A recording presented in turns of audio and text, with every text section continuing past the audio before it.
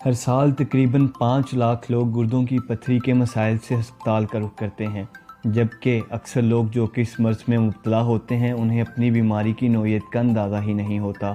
ایک اندازے کے مطابق ہر 10 افراد میں سے ایک فرد زندگی میں کبھی نہ کبھی گردوں کی پتھری کا شکار ضرور ہوتا ہے۔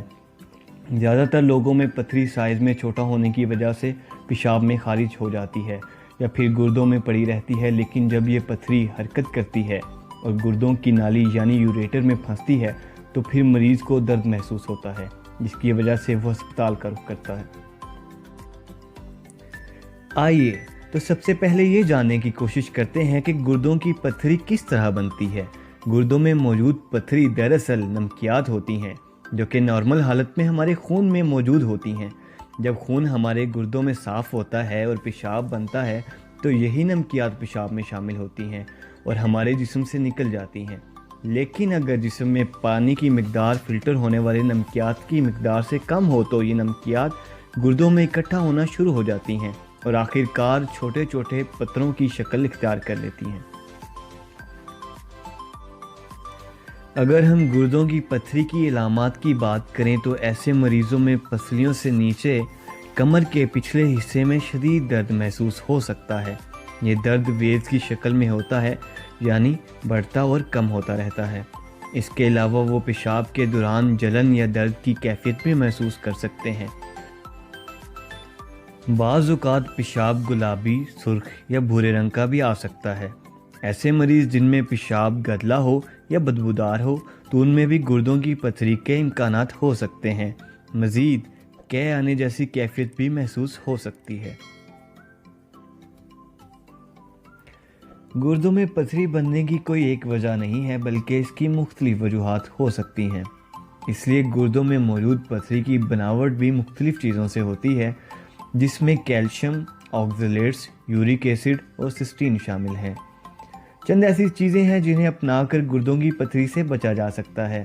مثلاً زیادہ پانی پینے سے گردوں کی پتھری کے امکانات بہت کم رہ جاتے ہیں، اور اگر کوئی چھوٹی موٹی پتھری موجود بھی ہو تو وہ بھی پانی میں شامل ہو کر پیشاب میں خارج ہو جاتی ہے۔ اب سوال یہ ہے کہ کتنا زیادہ پانی پینا چاہیے؟ ماہرین کے مطابق اگر آپ اتنا پانی پی رہے ہیں کہ 24 گھنٹوں میں تقریباً 2 لیٹر پیشاب خارج ہو رہا ہے تو یہ کافی ہوتا ہے اور گردوں میں نمکیات کو نہیں رہنے دیتا، جس کی وجہ سے پتھری نہیں بنتی۔ اس کے علاوہ ایسی غذاؤں کا استعمال کرنا چاہیے جس کے اندر کیلشیم زیادہ مقدار میں موجود ہوتا ہے، کیونکہ یہ کیلشیم آنتوں کے اندر ہی آکزیلیٹ وغیرہ کے ساتھ جڑ جاتا ہے اور اس کو خون میں شامل ہی نہیں ہونے دیتا، جس کی وجہ سے پتھری نہیں بن پاتی۔ تیسری چیز جو آپ گردوں کی پتھری سے بچنے کے لیے کر سکتے ہیں وہ یہ ہے کہ نمک کا استعمال کم سے کم کریں۔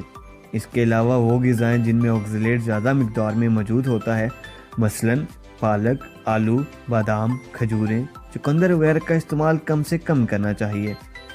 جب بھی ایسا کوئی مریض ڈاکٹر کے پاس جاتا ہے تو ڈاکٹر گردوں میں پتھری کی موجودگی کا پتہ لگانے کے لیے چند ٹیسٹ تجویز کر سکتا ہے، جن میں X ray, C T scan اور خون اور پیشاب کے ٹیسٹ وغیرہ شامل ہیں۔ گردوں کی پتھری کے علاج کے مختلف طریقے ہیں جو کہ پتھری کی نوعیت اور اس کے سائز پر منحصر ہیں۔ اگر پتھری کا سائز چھوٹا ہے تو زیادہ پانی پینے سے ہی نکل جاتی ہے، لیکن اگر پتھری کا سائز تھوڑا بڑا ہے تو اس کے لیے شعاعیں لگا کر پتھری کو چھوٹے چھوٹے ٹکڑوں میں توڑا جا سکتا ہے، جو کہ بعد میں پیشاب میں خارج ہو جاتی ہیں۔ اس طریقے کو لیتھوٹرپسی کہتے ہیں۔ اگر پتھری شعاعوں سے بھی نہ ٹوٹ سکتی ہو اور سائز میں بڑی ہو تو اس کے لیے کمر کے نچلے حصے میں ایک چھوٹے سے سوراخ کے ذریعے پتھری کو توڑا جاتا ہے اور ساتھ ہی باہر نکال لیا جاتا ہے۔ اس آپریشن کو PCNL کہتے ہیں۔ اگر پتھری گردوں کی نالی یعنی یوریٹر میں موجود ہو تو اس کو یوریٹروسکوپی سے نکال لیا جاتا ہے۔ وہ مریض جن میں پتھری گردوں کی نالی کو مکمل طور پر بند کر دے اور لمبے عرصے تک ادھر ہی پڑی رہے تو اس کی وجہ سے گردے میں پانی بھر جاتا ہے، جس کی وجہ سے گردہ نکارہ بھی ہو سکتا ہے۔ اگر ہماری آج کی ویڈیو پسند آئے تو ویڈیو کو لائک کریں، چینل کو سبسکرائب کریں اور بیل کے بٹن کو دبانا نہ بھولیے گا۔ مزید اس طرح کی معلوماتی ویڈیوز کے لیے دیکھتے رہیے علمی ورڈ۔